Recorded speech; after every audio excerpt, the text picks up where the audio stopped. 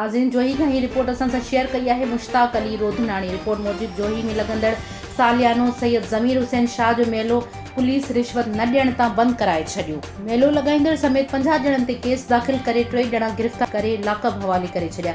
जोही एरीगेशन ते लगंदड़ मेले में ॿारनि जी तफ़रीह जे लाइ झूला, चोडेल, मौत जे खूह समेत समूरा दुकान कोरोना वायरस की आड़ में पटराए छॾिया। पुलिस जे अहिड़े अमल ख़िलाफ़ शहरनि तोड़े दरगाह जी गादी नशीन राब्तो करण ते ॿुधायो त पुलिस मेले जी इजाज़त हुअण बावजूद पुलिस बिना कंहिं सबब जे लॻल दुकान पटराए केस दाख़िल कयो आहे। हिननि चयो त सियासी जलसा ऐं जुलूस थियनि था, बाक़ी ॿारनि जी तफ़रीह लाइ लगंदड़ मेलो कोरोना वायरस जो सबब ॼाणाए बंद कराए छॾियो वियो आहे। छा सियासी जलसनि में कोरोना नथो अची सघे? हिननि एसएसपी दादू समेत वसवारनि खे अपील कई आहे त दाख़िल कयल केस ख़त्म कराए गिरफ़्तार आज़ाद कया वञनि, ॿी सूरत में एहतजाज कयो वेंदो।